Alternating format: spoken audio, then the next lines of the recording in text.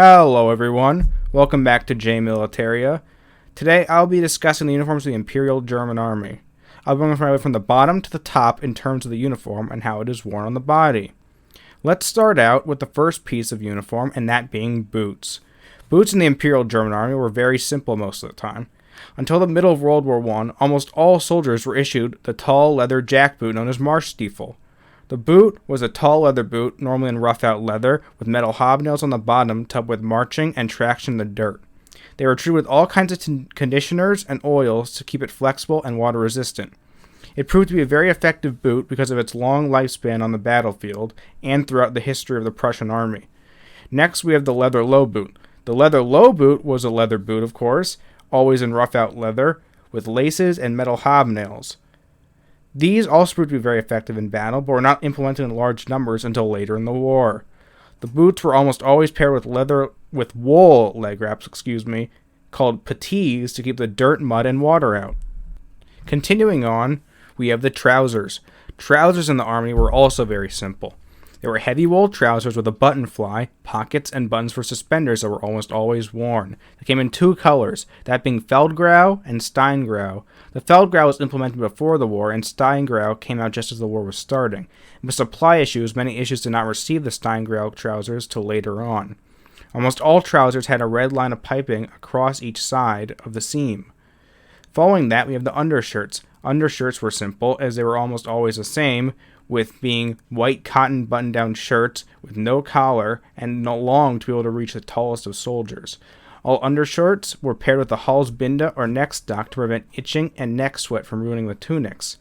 After the undershirts, we have the tunics. Tunics came in a variety of style throughout the war, but the one I'll be talking about the most are the basic styles. The first style was the 1907 to 1914 early tunic. The early style tunic was a Steingrau heavy wool tunic with two front pockets, cotton lining with pockets, a row of exposed brass buttons with red lining and buttoning throughout the cuffs, tail, and collar. Later on, we have the 1915 tunic, or later style tunic, which was implemented in the army and was common to see late war. This tunic was also Steingrau with two front pockets, but the row of buttons were flat and not exposed because of the head being covered by wool fabric, and the same or similar cotton lining with pockets.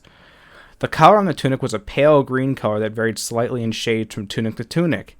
After the tunic, we have the shoulder boards. The shoulder boards, which are also similar to epaulettes, are wool pieces of fabric with the unit number or symbol embroidered on them in different colors.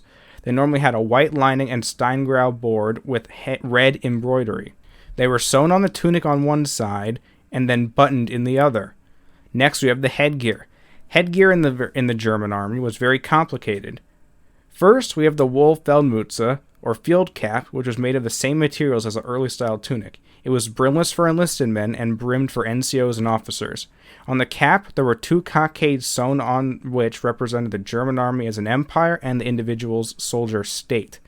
The top cockade was the Reichskockade, which was in the colors of the German flag, and the bottom cockade was the state cockade, of course, which represented the soldier's state and its colors. Next, we have probably the most iconic part of the Imperial German uniform, being the Pickelhaube, or spiked helmet. The spiked helmet, or Pickelhaube, was usually constructed in black leather and brass hardware. I say usually because it was later or earlier style in the war. It could have been ersatz, or replacement style, which could be felt. The Pickelhaube was very versatile in terms of its design. On the sides, it sported two cockades, which would be the same ones as your field cap. In the front, you had a Wappen or coat of arms of the state and unit, which came in many different designs, and the spike could actually come in a ball shape if the soldier was artillery or not infantry.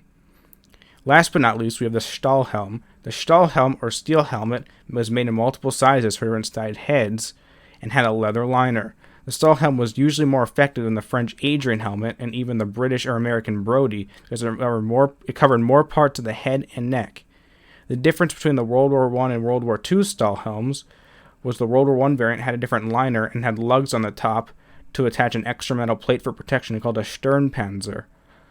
With that will conclude our Imperial German uniforms video. And don't forget to like, comment, and subscribe to support the channel.